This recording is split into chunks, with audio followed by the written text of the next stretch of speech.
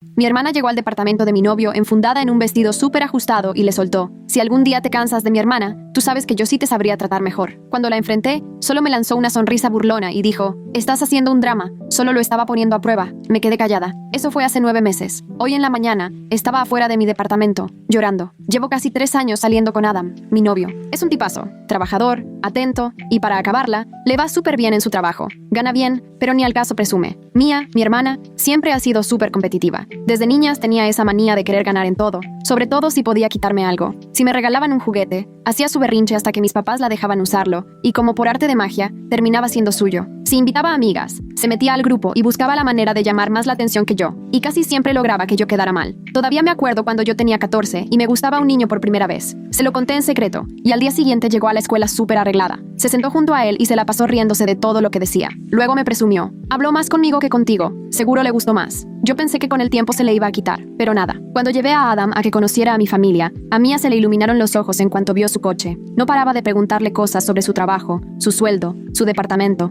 Yo me hacía la que no pasaba nada, pero por dentro ya sentía que algo no estaba bien. En los meses siguientes, cada vez que Adam iba a mi casa, Mía se aparecía como si nada, toda producida, blusas escotadas, pelo arreglado, y frases como: wow, ojalá encontrara a alguien como tú. Y a veces, en plan de broma, le decía: si tú y mi hermana cortan, me vas a buscar, ¿verdad? Adam se reía nervioso y cambiaba el tema, pero a mí me daba una rabia horrible. Cuando le pedí a Mía que le bajara tantito, me dijo con los ojos en blanco: ay, por favor, qué insegura eres. Solo soy amable. No es mi culpa si tu novio prefiere platicar conmigo. Todo se fue al carajo hace 2 meses. Adam y yo organizamos una cenita en su depa, y Mía llegó vestida como para antro. Vestido pegadísimo, tacones, y tanto perfume que mareaba. No se despegó de Adam en toda la noche. Le tocaba el brazo, se le acercaba de más, y hasta le susurró algo al oído que lo puso incómodo. La jalé aparte y le pregunté qué pretendía. Solo se rió. Relájate, solo platico. Deberías agradecerme por entretenerlo. Yo la quería sacar, pero Adam me pidió que lo dejara pasar para no arruinar la noche. Una semana después, Adam me contó algo que me dejó helada. Mía se apareció en su departamento cuando yo estaba en la oficina. Llegó con una botella de vino diciendo que necesitaba a alguien con quien hablar. Se sentó junto a él, cruzó las piernas y empezó a decirle lo sola que se sentía. Luego le puso la mano en la rodilla y le dijo: si alguna vez te aburres de mi hermana, sabes que yo te trataría mejor. Adam le pidió que se fuera en ese momento y le aclaró que no le interesaba. Me lo contó en cuanto pudo. Esa noche llamé a Mía y le pregunté si estaba loca. Ni siquiera lo negó. Solo me puso su sonrisita y dijo: estás exagerando. Solo estaba bromeando. Si no quería que estuviera ahí, me pudo haber corrido. Cuando le dije que Adam sí la había corrido, resopló: X. Igual y solo lo estaba poniendo a prueba. Deberías agradecer que pasó la prueba. Según ella, esa era la excusa, ponerlo a prueba. Le dije que era patética, egoísta, y que me daba asco que intentara destruir mi relación. Me contestó: estás ardida porque sabes que si yo quisiera, te lo podría quitar. Siempre has tenido celos de mí. Ahí se acabó todo para mí. Le dejé bien claro que nuestra relación de hermanas ya no existía. Nada de llamadas, ni visitas, ni fingir que somos familia. Se rió como si le valiera, pero sé que le dolió. Cuando mis papás se enteraron, me suplicaron que la perdonara. Mi mamá me dijo: es tu hermana, no puedes dejarla por un hombre. Yo le contesté: no es por un hombre, es por respeto, y ella nunca me ha respetado. Por supuesto, Mía fue con toda la familia a contarles que yo soy una dramática y que quiero arruinarle la vida porque sí. No ha parado de lanzar indirectas en Facebook sobre la gente falsa y cómo los celos destruyen relaciones. Pero aquí viene lo bueno. Una amiga de Mía, que apenas conozco, me mandó capturas de un grupo donde Mía presumía lo que hizo. Literal puso: pude haberlo tenido si quería. Debería agradecerme por no robárselo. Esa amiga también le mandó las capturas a mis papás. Mi mamá me llamó llorando. No podía creer que Mía hubiera admitido todo. Mi papá no le ha hablado en semanas. Y Adam me dijo que todo esto solo le confirmó la suerte que tiene de estar conmigo. Alguien que no anda jugando con los sentimientos de los demás. Hoy estamos más fuertes que nunca. Mía está bloqueada de todos lados. Ha tratado de llamarme desde números desconocidos, pero no le contesto. Mis papás ya por fin dejaron de insistir en que la perdone, porque ahora sí ya vieron cómo es. Mía pensó que podía aplicar su jueguito de siempre y ganar, pero esta vez perdió y todos lo vieron. Pasaron 2 semanas sin saber nada de ella y yo pensé que por fin había entendido la lección. Estaba en mi escritorio revisando los reportes cuando me entra una llamada de seguridad del edificio. El guardia se oía súper tenso mientras me explicaba que había alguien en el lobby diciendo que era mi hermana y exigiendo verme. Se me hizo un nudo en el estómago al darme cuenta de que Mía había dado con mi trabajo y realmente estaba ahí. Le dije al guardia que por nada la dejaran subir y luego recordé que el edificio tenía una app donde puedes ver las cámaras del lobby. La abrí en el celular y ahí estaba, parada en la recepción, con un vestido rojo llamativo y una bolsa de regalo llena de papeles de colores. Gesticulaba como loca frente a los guardias, cada vez más roja de coraje, mientras ellos solo negaban con la cabeza. No había audio, pero se le notaba que le soltaba toda una novela de que necesitaba disculparse conmigo. Luego la vi sacar su celular y empezar a grabar a los guardias, cambiando la cámara entre ellos y ella mientras seguía hablando. Mientras otros empleados llegaban a la hora de la comida, se detenían a ver el espectáculo. Varios sacaron el celular para grabar el drama en el lobby. Los guardias se notaban incómodos, pero actuaron con toda la seriedad. Uno me señalaba la salida mientras el otro, desde el escritorio, hablaba por teléfono, seguro llamando a alguien para que viniera a ayudar. Yo estaba tan nerviosa que apenas podía escribirle a Adam contándole lo que estaba pasando. Él respondió de inmediato, preguntando si quería que bajara por mí, pero le dije que necesitaba enfrentar esto sola, aunque en realidad me temblaba hasta el alma. Justo entonces llegó mi jefa, porque seguridad ya le había avisado. Me preguntó si necesitaba salir antes de tiempo o si quería que llamara a la policía, con una cara de angustia al verme tan pálida. Le pedí que, por favor, seguridad documentara todo para que quedara registro, y ella asintió y enseguida levantó el teléfono para hacer la llamada. 20 minutos después, cuando por fin se habían llevado a Mia fuera del edificio, me llegó un mensaje de texto de un número desconocido. Era una foto de Mia en su coche, toda llorosa, el rímel embarrado por la cara, y un texto donde decía que solo quería darme el regalo de cumpleaños de mamá, y que yo era cruel por humillarla. Ni siquiera era el cumpleaños de mi mamá, todavía faltaban 4 meses, así que la excusa me pareció todavía más ridícula. Esa noche Adam fue a mi casa. Nos sentamos en el sillón a platicar si valía la pena poner cámaras de seguridad en su departamento, porque los dos sabíamos que esto apenas era el principio. Mia estaba tanteando hasta dónde podía llegar y qué cosas me hacían reaccionar. Como a las 9, mi mamá marcó, indignada porque Mia había llegado a la casa hecha un mar de lágrimas, diciendo que la habían humillado en mi trabajo.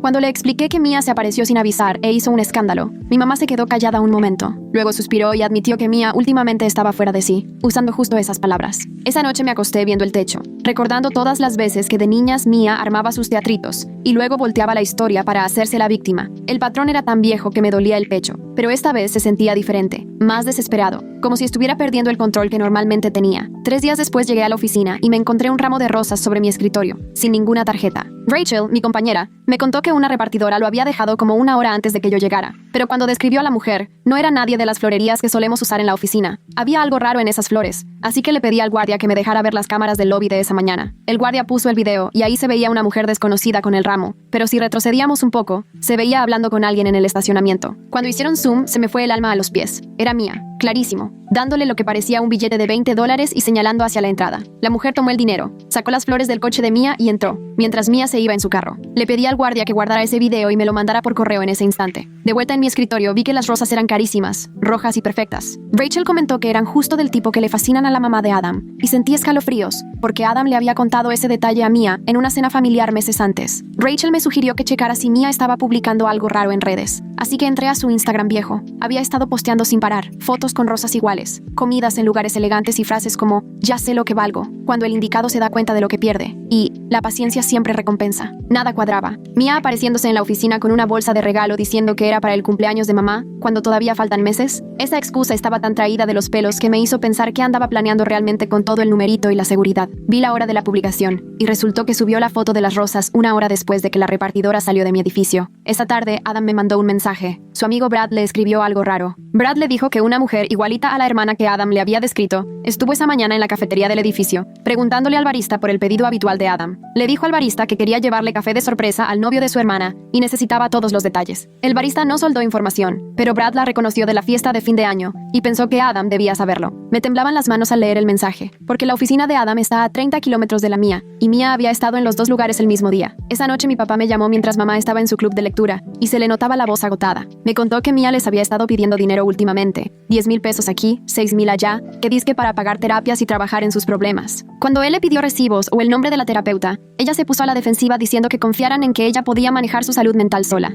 Ya le había dado casi 40,000 pesos solo en el último mes, pero sentía raro porque nunca parecía ir a ningún lado los días que decía tener cita. Una semana después decidí organizar toda la información. Armé una carpeta en mi computadora con capturas de sus publicaciones de Instagram, el video de la cámara, los mensajes de Adam sobre lo del café y el historial de transferencias de mi papá a Mia. Rachel, que trabaja en recursos humanos en una empresa de tecnología, vio todo y de inmediato se puso muy seria. Me dijo que esto era acoso, literal, y que ya era hora de pensar en una orden de restricción antes de que la cosa se pusiera peor. Bajé los formatos de la página del juzgado y empecé a llenarlos esa misma noche. 3 días después, Adam me reenvió un mensaje de LinkedIn de alguien que supuestamente era reclutadora en Tech Forward Solutions. El perfil parecía normal, con una foto genérica de una mujer de traje, pero el mensaje era rarísimo. Hablaba de una oportunidad increíble que requería una reunión urgente en una cafetería del centro. Adam me dijo que la forma de escribir se le hacía conocida, y cuando lo leí, se me puso la piel helada porque era clarito que era Mia escribiendo. Las mismas mañas con la puntuación, la misma manía de resaltar ciertas palabras. Él ya había contestado de forma muy profesional que no le interesaban nuevas oportunidades y agradeció el contacto.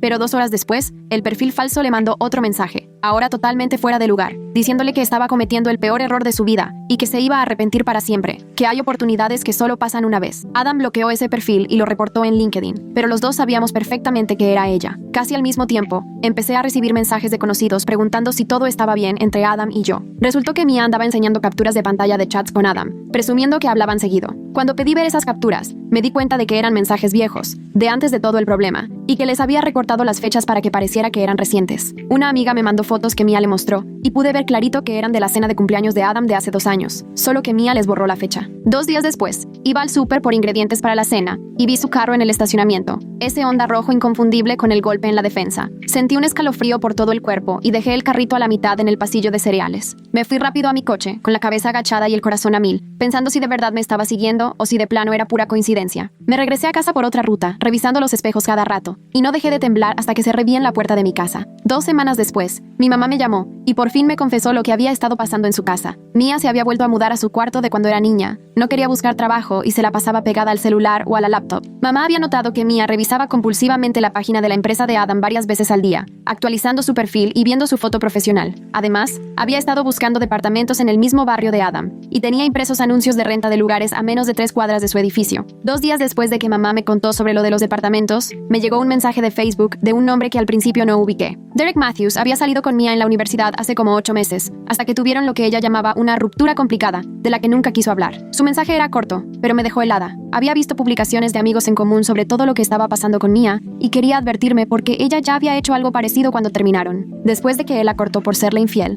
Mia empezó a ir al trabajo de la nueva novia de Derek, llamaba a su jefe para meter quejas falsas sobre él, e incluso hizo un perfil falso de citas con sus fotos, para mandar mensajes horribles a otras mujeres. Lo llamé en ese momento, y lo que me contó después me hizo sentir aún peor. Abrió su correo mientras hablábamos y me mandó copias escaneadas de reportes de policía de 2019 que ni él podía creer. El primero decía que Mia había rayado la palabra mentiroso en su coche después de que él empezó a salir con otra persona. El segundo contaba cómo le dejó rosas marchitas en la puerta de su casa todas las mañanas durante 2 semanas seguidas. El tercero, el peor de todos, detallaba cómo se metió a su departamento mientras él no estaba y le cortó toda la ropa a la novia que había dejado ahí. Los cargos se retiraron porque Mia aceptó ir a terapia y Derek ya solo quería que todo terminara, pero en realidad nunca fue a las sesiones. Solo les dijo a todos que sí había ido y regresó diciendo que Derek era el abusivo y que necesitaba tiempo para sanar. Apenas colgué con Derek, le mandé todo a mis papás. Mi papá me devolvió la llamada rapidísimo, tan rápido que ni tiempo me dio de digerir lo que acababa de saber. Su voz temblaba cuando me dijo que iba directo al banco a congelar la tarjeta de emergencia que le habían dado a Mia. Luego iba a exigirle los recibos de las terapias para las que, según ella, necesitaba dinero el mes pasado. Mamá me escribió para ver si podía verla al día siguiente para tomar café, aprovechando que Mia dizque tenía una entrevista de trabajo. Nos vimos en la cafetería cerca de su casa, y mi mamá se veía fatal, como si no hubiera dormido nada. Le temblaban las manos y se puso a llorar antes de que yo me sentara. Me confesó que siempre supo que Mia me tenía envidia, hasta de niñas, pero que siempre tuvo la esperanza de que se le pasara. Me admitió que sí notaba las señales, cómo Mia me copiaba todo pero intentando hacerlo mejor, cómo se enojaba cuando yo lograba algo y cómo siempre intentaba quedarse con mis amigas o mis cosas. Mamá dijo que ella y papá intentaron meter a Mia a terapia cuando tenía 16, después de que destrozó mi vestido de graduación la noche antes del baile. Pero Mia gritó y amenazó con hacerse daño si la obligaban a ir. Al final se rindieron por miedo, y mamá me dijo que ese fue el peor error que pudieron cometer. Esa noche, Adam me llamó mientras yo hacía la cena y traía la voz rarísima. Seguridad del edificio acababa de hablarle por un incidente en el estacionamiento. Alguien intentó usar un llavero viejo que ya estaba reportado como perdido desde hacía 6 meses para entrar a la zona de residentes. Cuando seguridad enfrentó a la persona, salió corriendo hacia su coche y se fue rapidísimo, pero todo quedó grabado en las cámaras. Las placas coincidían perfecto con el coche de Mia. Checaron bien los videos y se ve a una mujer con gorra y lentes oscuros, pero la forma de caminar, la postura de los hombros, era clarísimo que era ella. 3 días después, Adam y yo fuimos a la policía a levantar el reporte por el incidente del estacionamiento. El oficial de la recepción nos recibió con cara de flojera, como si fuera otro pleito familiar de los que no quería atender. Pero cuando saqué mi carpeta con toda la documentación, los reportes viejos de Derek, las capturas de Sofía, el video de seguridad del edificio de Adam,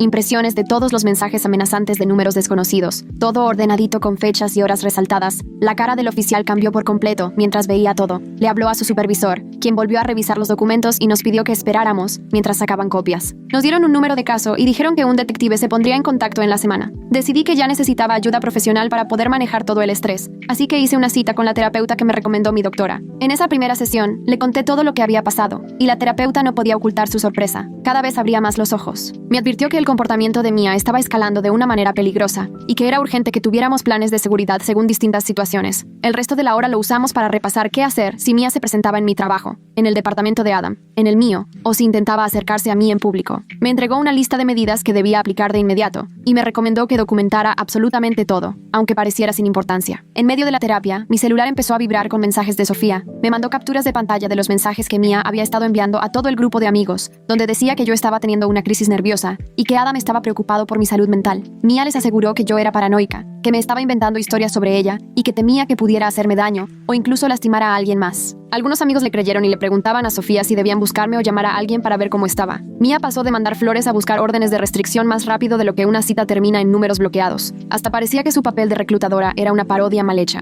como si alguien estuviera tratando de imitar el estilo de LinkedIn, mientras deliraba con frases de manual corporativo. Sofía les aclaró a todos que era mentira, pero Mia seguía montada en su historia, al grado de crear un grupo de chat llamado Apoyando a Emma en su crisis, donde ella misma se hacía pasar por la hermana preocupada. Apenas leí esos mensajes, empecé a cambiar mi rutina. Tomaba rutas distintas al trabajo, iba al gimnasio a distintas horas en lugar de mi horario fijo de las 6 de la mañana, comía en lugares diferentes o a distintas horas, y jamás publicaba en redes sociales dónde estaba o a dónde iba. Esa vigilancia constante me estaba agotando. Revisaba los espejos cuando manejaba, analizaba cada lugar al llegar y me ponía nerviosa si alguien caminaba demasiado cerca de mí. Sentía que vivía en una película de espías, solo que la villana era mi propia hermana. Como una semana después, Adam regresaba a casa del trabajo cuando notó algo brillante tirado en el pasillo, justo afuera de su departamento. Recogió un solo arete plateado con una perlita, algo que ninguno de los dos reconocía. Lo llevó a seguridad para ver si alguien había reportado la pérdida, y ahí fue cuando las cosas se pusieron extrañas de nuevo. El guardia revisó los videos de ese día, y ahí se veía a alguien con la descripción de Mia, platicando junto al elevador de servicio con uno de los trabajadores de mantenimiento. Traía la misma gorra de béisbol que antes, pero ahora también llevaba cubrebocas, como si tuviera alergia o algo así. El trabajador parecía confundido mientras ella le hablaba, y movía la cabeza diciendo que no. Luego ella le entregó algo y se fue rápido. Seguridad lo llamó, y él contó que una mujer se le acercó, diciendo que era la hermana de Adam, y que se había quedado afuera mientras lo visitaba, que necesitaba que la dejaran entrar a su departamento para esperarlo,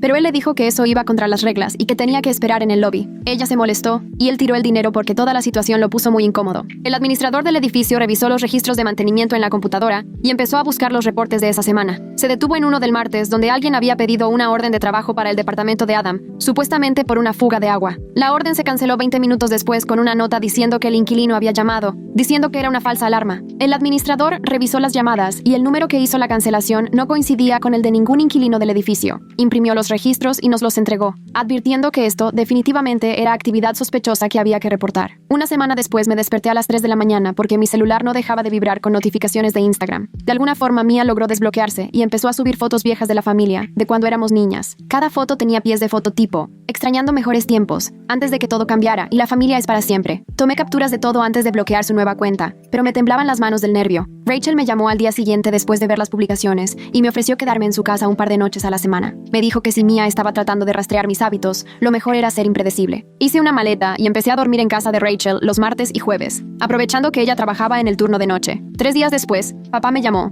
sonando confundido porque estaba revisando su cuenta de Amazon para checar un reembolso y encontró varios pedidos de libros que Mia había hecho usando su tarjeta guardada, sin avisarles. Los títulos le dieron escalofríos: Cómo recuperar la confianza después de una traición, tácticas de manipulación en relaciones y, para acabarla, espionaje corporativo para principiantes. Canceló los pedidos y le quitó el acceso a la cuenta, pero el mal rato ya había pasado. 2 semanas después llegó el gran día de la presentación pública en la empresa de Adam, donde mostrarían el nuevo software a posibles inversionistas. Yo estaba sentada entre el público viendo a Adam presentar cuando de pronto entró alguien que reconocí de inmediato, vestida con traje. Mia se las arregló para enterarse del evento y se hizo pasar por inversionista, lanzando preguntas técnicas durante la sesión de preguntas y respuestas. En el receso, se le acercó a Adam cerca de la barra de café y empezó a hablarle rápido, diciendo que lo sentía mucho. El jefe de Adam se dio cuenta de que él estaba incómodo y se acercó a preguntar si todo estaba bien. Adam presentó a Mia como alguien que debía retirarse, y seguridad la escoltó hacia afuera mientras ella insistía que era una invitada legítima. Al día siguiente fuimos a la estación de policía con toda la documentación, incluyendo los reportes de mantenimiento y las capturas de pantalla. El detective que nos asignaron revisó todo y nos dijo que con la evidencia que teníamos, era probable que nos aprobaran una orden de restricción, aunque el proceso tardaría unas semanas. Esa noche mi mamá me escribió para contarme que Mia había aventado su laptop contra la pared cuando se enteró de la policía. La pantalla se hizo pedazos y ahora Mia Mia exigía que le compraran una nueva para buscar trabajo. Mamá dijo que papá se negó y le recordó a Mia que tenía que asumir las consecuencias de sus actos. 2 semanas después, instalé una cámara de timbre en la puerta de mi departamento y le di una foto de Mia a la administración del edificio. La incluyeron en su lista de personas no permitidas y pasaron su foto a todo el equipo de seguridad. La empresa de Adam se puso todavía más estricta después de lo que pasó en la demostración. Implementaron un nuevo protocolo donde ahora todos los visitantes necesitaban autorización con por lo menos 24 horas de anticipación. Agregaron la foto de Mia a su sistema de seguridad y avisaron a todo el personal sobre la situación. Yo pensé que quizá ahora sí las cosas se iban a tranquilizar, pero en eso Derek me llamó todo alterado. Mia había dado con su prometida en Instagram y le mandó capturas de mensajes íntimos que ellos intercambiaron en la universidad. Le dijo que Derek le había estado escribiendo últimamente y que quería verla, lo cual era mentira total. La prometida de Derek estaba destrozada y él tardó horas en convencerla de que Mia estaba inventando todo y en enseñarle que la había bloqueado desde hacía años. Al día siguiente, la prometida de Derek me marcó y me dijo que quería ayudarnos a conseguir la orden de restricción.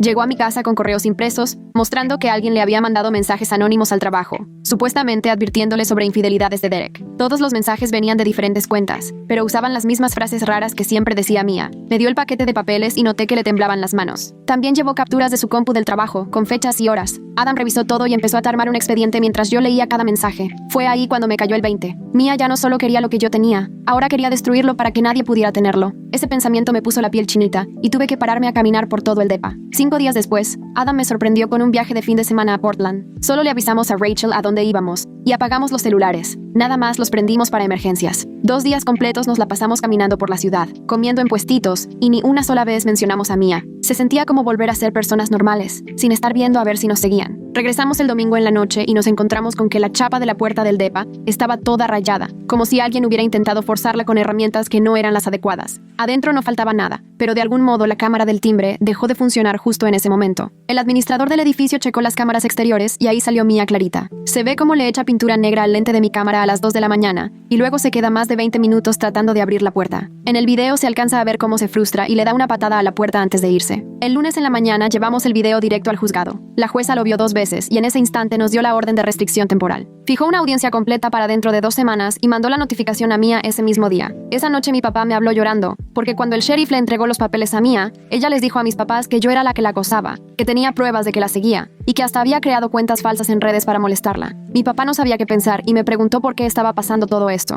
Fui a casa de mis papás con una caja de fotos viejas y mi laptop, y nos sentamos en la cocina 3 horas mientras les enseñaba las fechas de todo. Les mostré publicaciones antiguas de Mia presumiendo que quería quitarme a Adam, mientras que en mis fotos yo salía en otros lugares, completamente diferente. Al fin mi papá entendió todo y se tapó la cara con las manos. Una semana después, una cuenta desconocida me mandó solicitud de amistad en Facebook junto con un mensaje. El perfil era más falso que nada, pero el mensaje decía que Mia solo quería platicar, que la estaba pasando muy mal y que yo debía ser comprensiva. En cuanto lo vi le tomé captura de pantalla y Adam le habló al abogado porque eso era clarísimo que violaba la orden de restricción. 3 días después me di cuenta de que había un coche plateado rentado estacionado afuera del edificio donde trabajo. Todos los días estaba ahí cuando llegaba y cuando me iba. Seguridad fue a checarlo y encontró los papeles de renta con el nombre de Mia en el tablero, junto con recibos de una cafetería cerca de la oficina. El abogado nos dijo que tomáramos fotos de todo y siguiéramos documentando cada cosa porque nos iba a ayudar a conseguir la orden de restricción permanente. Tomé fotos del coche, de los papeles y de los recibos y se las mandé al abogado esa misma tarde. El guardia del edificio empezó a llevar un registro de cuándo llegaba y cuándo se iba el coche. Esa noche Adam no pegó el ojo y estuvo checando las chapas de todas las ventanas y puertas. Al final me confesó que llevaba días soñando que Mia se metía al depa mientras dormíamos. Decidimos mejor reservar un cuarto de hotel la noche antes de la audiencia, solo para poder dormir tranquilos. Rachel me llamó al día siguiente y me dijo que ella y varios amigos querían ir como testigos. Mia comprando manuales de espionaje corporativo para principiantes en la cuenta de Amazon de sus papás. Eso está demasiado específico como para que solo esté perdiendo la cabeza. Más bien parece que está siguiendo todo un plan. Todos habían notado en algún momento lo raro que se estaba poniendo Mia y querían apoyarnos. Me puse a llorar cuando me lo dijo, porque no me había dado cuenta de cuánta gente ya se había dado cuenta de lo que pasaba. La audiencia quedó programada para 3 semanas después, y conforme se acercaba la fecha, mi ansiedad iba en aumento. Mi mamá me habló la noche anterior y me dijo que iba a ir a apoyarme, aunque Mia ya la había amenazado con no volverle a hablar si lo hacía. Mi papá no se animó a tomar partido en público, así que se quedó en la casa. El día de la audiencia llegamos temprano al juzgado y nuestro abogado ya estaba ahí con una carpeta enorme llena de pruebas. Mia llegó con su propio abogado, usando un vestido súper formal que jamás le había visto, y tratando de verse inocente. Cuando empezó la audiencia parecía que todo iba a nuestro favor, hasta que el abogado de Mia sacó mensajes impresos, supuestamente de Adam, donde decía que le interesaba. Sentí que se me iba el alma al piso. pero nuestro abogado pidió ver los mensajes y en minutos demostró que estaban editados. Los metadatos mostraban que habían sido creados apenas 2 días antes, y hasta la fuente era distinta a la de los mensajes reales de iPhone. La jueza se veía molesta y le preguntó al abogado de Mia si estaba consciente de que los mensajes eran falsos. Él comentó que apenas esa mañana su clienta le había entregado los documentos y que no había tenido oportunidad de revisarlos. La jueza se tomó otra hora para examinar todas nuestras pruebas, desde el acoso con el coche rentado, las publicaciones en redes sociales, hasta los testimonios de los testigos. Nos dio una orden de restricción por 2 años, prohibiendo cualquier tipo de contacto, ya fuera por medios digitales o a través de terceros. Mia se levantó gritando que le habíamos arruinado la vida, hasta que su abogado la agarró del brazo y la sacó de la sala. Al terminar la audiencia, mi mamá nos pidió que fuéramos a su casa porque tenía que hablarnos de algo importante. Al llegar, se veía agotada y nos explicó que ella y mi papá le habían dado a Mia 30 días para buscar dónde vivir, porque la casa ya no era un lugar seguro con tanto drama, y el estrés simplemente la estaba rebasando. Esa noche, de regreso en el departamento de Adam, él se quedó callado un rato y luego me confesó que todo esto le había demostrado que juntos podíamos con cualquier cosa. Me preguntó si quería mudarme oficialmente con él, no por miedo, sino porque quería despertar a mi lado todos los días. Le dije que sí en ese mismo momento, y en la semana siguiente empezamos a buscar departamento en otra zona, donde Mia no tuviera forma de encontrarnos. Nos la pasamos horas en páginas de departamentos, recorriendo toda la ciudad, buscando ese lugar que realmente se sintiera como un nuevo comienzo. Justo cuando pensé que las cosas empezaban a calmarse, Sofía me mandó nuevas capturas del Instagram de Mia, donde ponía que teníamos una relación poliamorosa y que yo era la celosa que no soportaba compartir. Mi teléfono no dejaba de sonar con mensajes de conocidos preguntando si era verdad lo que decían. Me pasé las siguientes 3 horas repitiendo la misma explicación a amigos y compañeros que no entendían nada. Rachel me llamó desde el trabajo para preguntarme por qué Mia andaba publicando que yo tenía una relación rara.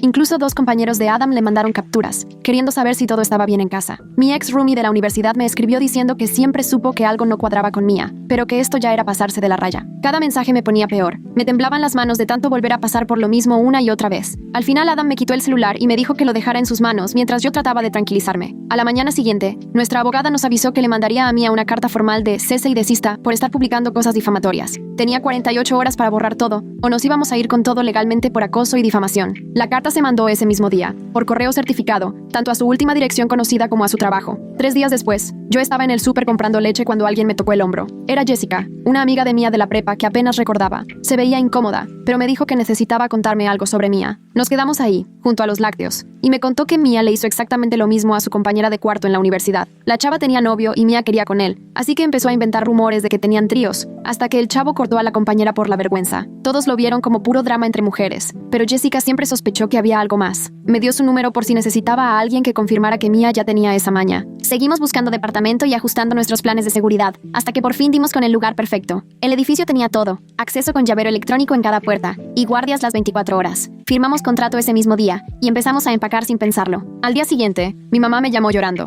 Mientras ayudaba a Mia a buscar departamentos en línea, descubrió que Mia estaba usando el apellido de soltera de mi mamá en todas las solicitudes, para que no la relacionaran con la orden de restricción. El engaño le dolió más de lo que esperaba, y no dejaba de repetir que no había educado a Mia para ser así de falsa. Una semana después, Adam recibió un correo sobre una supuesta chamba buenísima en una empresa llamada Tech Vision Solutions, ofreciendo el doble de lo que gana. Algo no le cuadró y se lo pasó a su amigo de sistemas, quien rastreó el correo hasta una cafetería a 2 cuadras de la casa de la amiga de Mia. Lo agregamos a nuestro archivo de violaciones a la orden de restricción, y la abogada nos dijo que ya teníamos suficiente para meter cargos penales por acoso, si así lo queríamos. Nos recomendó seguir documentando todo, pero esperar a ver si la carta de cese y desista lograba que Mia se calmara. Esa semana, en mi sesión de terapia, tuve una revelación que no veía venir. Platicando de cómo extrañaba a la hermana con la que jugaba de niña, mi terapeuta me pidió recordar momentos específicos, y me di cuenta que no había ninguno que no estuviera marcado por Mia tratando de quitarme mis cosas, mis amigas o la atención. Ahí fue donde caí en cuenta que siempre estuve llorando por una hermana que en realidad nunca existió. La Mia que yo quería era solo una fantasía que inventé para sobrellevar lo que fue ella en verdad. 3 semanas después, cargamos la última caja al camión de mudanza y nos fuimos al otro lado de la ciudad,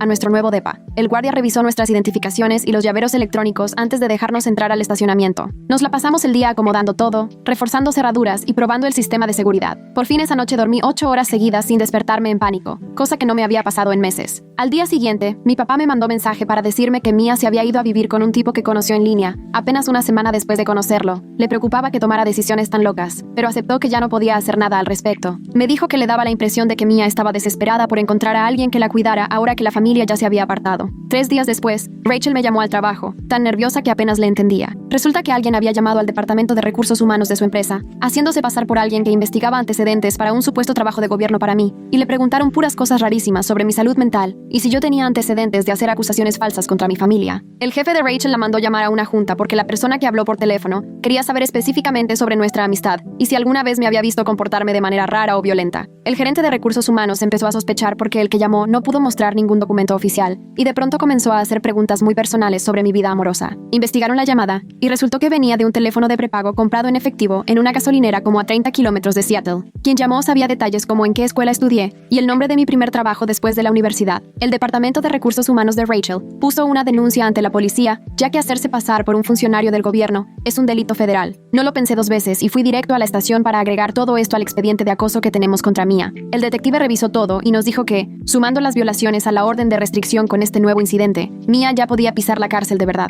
Nos ayudaron a presentar cargos penales formales por acoso ese mismo día. Esa noche, mi mamá me marcó llorando, porque Mia llegó a su casa gritando que necesitaba dinero para una abogada. No paraba de decir que nosotros le queríamos arruinar la vida con mentiras, y ella nunca había hecho nada malo. Mi papá tuvo que poner seguro a la puerta mientras mi mamá llamaba a la policía, pero Mia se fue antes de que llegaran. 3 semanas después, la fiscalía me llamó para ponerme al tanto. Le estaban ofreciendo a Mia un trato, 6 meses de libertad condicional con terapia obligatoria si aceptaba que sí nos acosó. Si no lo aceptaba y se iba a juicio, podía acabar hasta con 18 meses en la cárcel. Al sábado siguiente, estaba en el mercado de Pike Place, cuando de repente vi a una mujer con el mismo corte de cabello que Mia acercándose. Sentí que se me iba el alma y me escondí detrás de un puesto de flores, con el corazón a mil. Resultó que solo era una señora cualquiera comprando verduras, pero no dejé de temblar por una hora. Adam me encontró sentada en una banca, intentando calmarme, y me abrazó mientras yo lloraba de pura ansiedad. Hasta le tenía miedo a mi propia sombra. 2 días después, el fiscal me habló para decirme que Mia rechazó el trato y que quería llegar hasta el juicio. Seguía diciendo que era inocente y que todos estábamos en su contra. El juez puso fecha para el juicio dentro de 3 meses y le advirtió que si intentaba contactarnos otra vez, la arrestarían en el momento. Derek contactó, por medio de su abogado,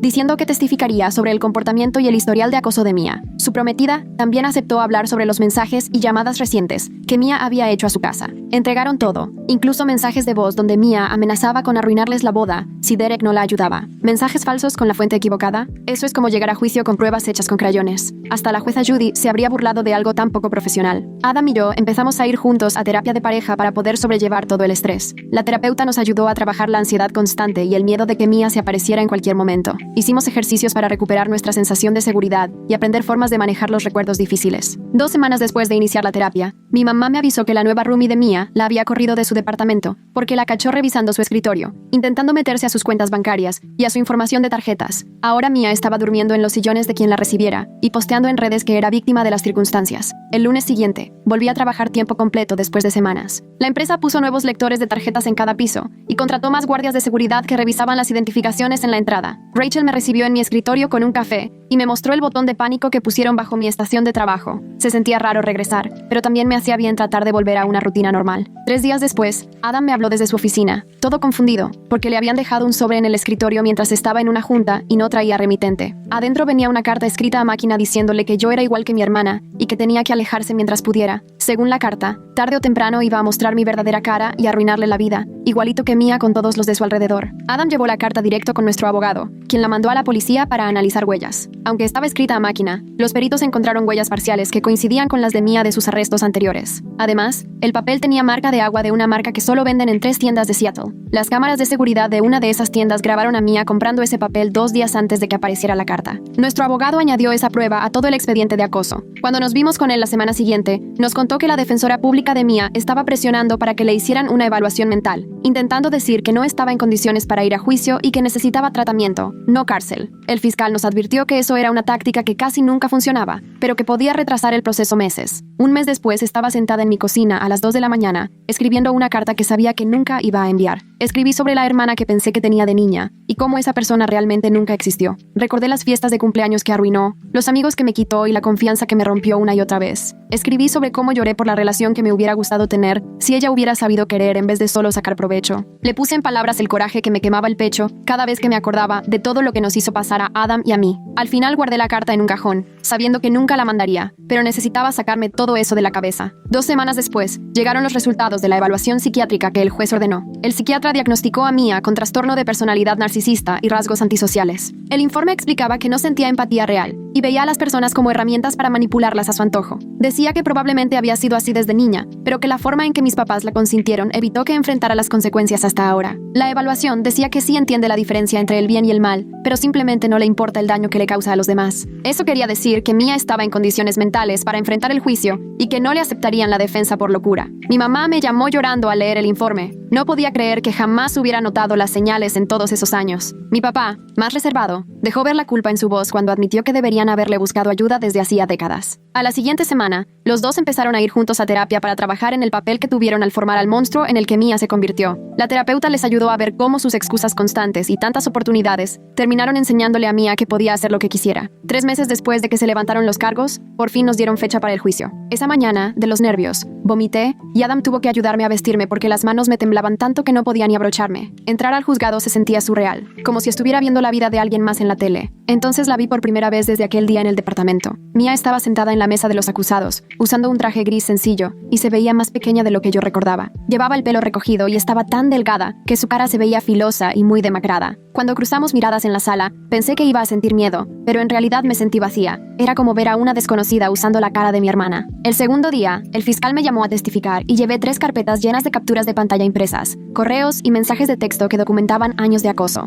Al jurado le mostré publicaciones de Facebook donde ella misma admitía que quería quitarme a Adam, además de los mensajes amenazantes que mandó después de que dejamos de hablarle. Expliqué lo de los perfiles falsos de citas, las llamadas a mi trabajo y las cartas a la oficina de Adam. Todo el tiempo que hablé, Mia me miró con una furia fría, como si quisiera cruzar la sala y hacerme daño. Su abogada quiso pintar todo como una simple rivalidad entre hermanas, pero las pruebas decían otra cosa. Al día siguiente, Adam subió al estrado y contó todo con calma y claridad. Cómo Mia llegó a su departamento sin ser invitada y trató de seducirlo, cómo intentó meterse a la fuerza y mandó ofertas de trabajo falsas a empresas usando su nombre. Mostró estados de cuenta que probaban que alguien intentó sacar tarjetas usando su número de seguro social, justo después de que Mia salió bajo fianza. Su testimonio fue devastador porque tenía todo muy bien documentado y solo se apegó a los hechos. Después fue turno de Derek, y la sala entera se quedó en silencio. Llevó recibos de hace 5 años que mostraban que Mia le había hecho lo mismo a su propio hermano. Llegó a su trabajo con la excusa de que necesitaba ayuda con el coche, y después le mandó fotos y mensajes donde le decía que podía tratarlo mejor que Derek. Tenía mensajes, correos, y hasta una grabación en la que Mia admitía que le gustaba arrebatarle cosas a los demás. El fiscal puso esa grabación, y se escuchaba a Mia riéndose de lo fácil que era meterse en las relaciones de la gente. Mi abogada aportó más pruebas de que Mia creaba cuentas falsas en redes sociales para contactar a las compañeras de Adam, diciéndoles que él estaba soltero y buscando pareja. 3 mujeres distintas testificaron que recibieron mensajes de cuentas con fotos de Adam pero con otros nombres. El juez tuvo que llamar al orden 2 veces porque la gente empezó a murmurar. La abogada de Mia intentó decir que todo era circunstancial, pero entonces el fiscal soltó la bomba. Tenían videos de seguridad del edificio de Adam donde se veía a Mia probando llaves en su puerta a las 3 de la mañana, 2 días después de que salió la orden de restricción. Mia por fin decidió dar la cara e intentó hacer pasar todo como un malentendido, diciendo que yo siempre le había tenido envidia y me lo estaba inventando. Pero cuando el fiscal le mostró las capturas de pantalla de los mensajes, donde presumía a sus amigas que quería quitarme a Adam, se quedó muda. Presentaron mensaje tras mensaje detallando sus planes. En uno decía que iba a insistir hasta que Adam se diera cuenta de que yo era la hermana equivocada, y en otro aseguraba que ya había elegido el lugar para su boda. El fiscal le pidió que explicara las solicitudes de tarjetas de crédito a nombre de Adam, y ella balbuceó que hoy en día el robo de identidad es algo muy común. Después le enseñaron el historial de búsquedas de su laptop, lleno de artículos sobre cómo abrir cuentas a nombre de alguien más. El jurado no tardó ni 40 minutos en deliberar. Volvieron con veredictos de culpabilidad por acoso, acecho, robo de identidad y violar la orden de restricción. Mia temblaba mientras el juez leía el veredicto. Le dieron 18 meses de libertad condicional, tratamiento psiquiátrico obligatorio y 6 meses en una clínica de salud mental. El juez también emitió una orden de restricción permanente que protegía a Adam, a mí y a nuestras familias. Además, tuvo que pagar $20,000 por los sistemas de seguridad y los gastos legales. Su abogada trató de pedir una condena más leve, pero el juez fue claro al decir que Mia mostraba un patrón peligroso de escalada. Afuera del juzgado, mi mamá me abrazó con todas sus fuerzas y me susurró que estaba orgullosa de que hubiera defendido a Adam y a mí misma. Mi papá estaba ahí, con lágrimas en los ojos. Una semana después, Adam y yo fuimos a cenar a nuestro restaurante tailandés favorito. No hablamos de ganar o perder, solo de seguir adelante y construir nuestra vida. El dueño nos invitó el postre cuando se enteró de lo que habíamos pasado. 3 días después, mi papá me mandó mensaje para decirme que Mia ya había ingresado a la clínica indicada por el juez, en una casa de transición para personas con trastornos de personalidad y conducta obsesiva. El programa duraría por lo menos 6 meses, tal vez más si no mejoraba. Esa noche, revisé mi celular y borré todas las fotos de Mia, menos una. Estábamos de 5 y 7 años, jugando en la playa y construyendo castillos de arena, antes de que todo se volviera una competencia. La guardé para recordarme que alguna vez solo fue mi hermana. 2 semanas después, Rachel nos organizó una bienvenida en el nuevo departamento. Nos mudamos al otro lado de la ciudad, a un edificio con mejor seguridad y porteros que sí revisan las identificaciones. Nada más invitamos a los amigos de verdad, los que estuvieron ahí para nosotros cuando todo se puso feo. Cada quien llevó algo de comer y nadie mencionó a Mia ni una sola vez en toda la noche. Siempre me ha dado curiosidad por qué la abogada de Mia nunca cuestionó esas grabaciones tan convenientes a las 3 de la madrugada, como si de repente el edificio tuviera cámaras perfectas justo cuando más se necesitaban. Y la evaluación psiquiátrica parecía hecha para quedar bien, como si hubieran leído el manual y tachado todas las casillas del diagnóstico. Pasaron 6 meses antes de volver a saber de Mia. Su terapeuta le mandó una carta a mi abogada, diciendo que Mia quería decirme algo. No era una disculpa ni aceptaba nada. Solo escribió que ya entendía que necesitaba ayuda y que estaba intentando descubrir las razones de lo que hizo. Leí la carta una vez y la guardé en una carpeta que rotulé como pasado. Hay puentes que es mejor dejar en ruinas y personas que es mejor dejar en el espejo retrovisor. Esa noche, Adam me encontró junto a la ventana de nuestro nuevo depa, viendo el paisaje de Seattle. Me tomó de la mano y nos quedamos así, viendo cómo los ferries cruzaban el agua. No hacía falta decir nada. Los dos sabíamos que libramos algo que bien pudo habernos destrozado. La orden de restricción era permanente, pero al fin el miedo empezaba a desaparecer. Teníamos cerraduras nuevas, rutinas diferentes, y la oportunidad de por fin construir algo sin andar volteando para atrás. Mia estaba en su proceso, pero ese ya era su asunto, no el mío. Yo pasé 3 años defendiendo lo que tenía con Adam, y ahora sí podíamos disfrutarlo. Gracias por quedarte a escucharme y dejarme compartir mis ocurrencias. La neta es mucho más divertido que hablar sola. Si puedes, dale like al video. De verdad ayuda más de lo que te imaginas.